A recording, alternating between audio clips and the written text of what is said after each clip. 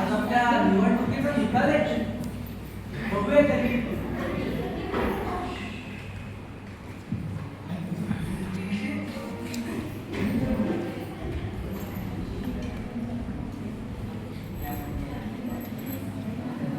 अरे वा, भरघोस मतदान मिळालंय.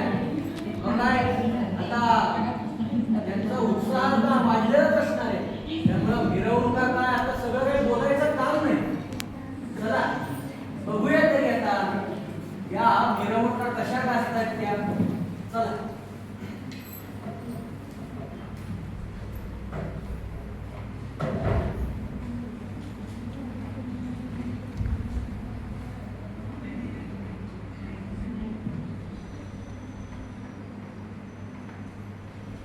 अरे जरा ऐकता का?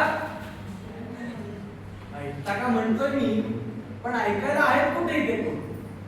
कारण मी आलो होतो ते मिरवणूक बघायला, पण यांची मिरवणूक तर पुढे निघून गेली. राहिलाय मात्र त्या निवडून आलेल्या सगळ्या मतदारांवर, ज्यांनी मतं दिले आणि भरघोस मतांनी यांना विजयी केलंय. त्याच्यावर जो पुष्पवृष्टी केली आणि त्याचबरोबर जो बाकी फटाकडे आणि ज्या सगळ्यांचा कचरा आहे ना, तेवढा मात्र इथे राहील. काय बोलायचं? बोलण्याची काही सोयच राहिली नाही. अरे ए ए ए बाळा, अरे हा रस्ता काय तुझ्या बापाचा आहे?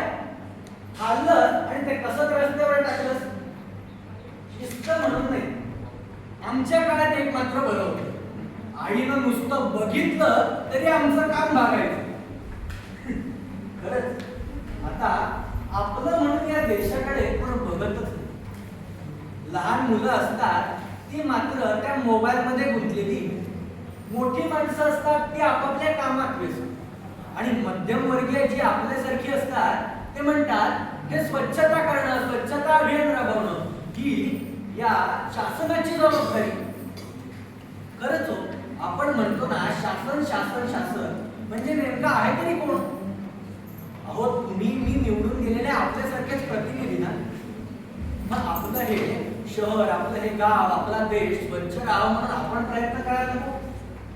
अहो काय काका, मगाशी त्या लहान मुलाला सांगितलं, अहो तो एक वेळ लहान तरी होता. तुम्ही अशा पाच गावच्या भिंतीवर टिचकारे मारताय आणि म्हणता स्वच्छ भारत अभियान मात्र फेल निघालं. तुम्ही जर पास व्हायचं नाही ठरवलंय तर अभियान कसं बरं पास होईल? केलंच होणार ना.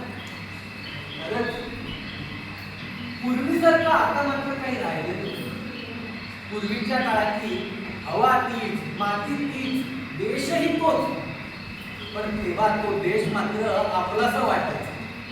आता फरक फक्त इतकाच झालाय, तो देश मात्र एक पत्ता म्हणून आपण ओळखला नाही. खरंच हो, ज्या स्वच्छतेमुळे आपल्याला इतके त्रास होतात, इतका रोगराई होतात, आपलं आरोग्य स्वतःच ज्याच्यामुळे धोक्यात आहे, त्यामुळे असा आपला परिसर आपण स्वच्छ ठेवायला नको ही आपली जबाबदारी नाही.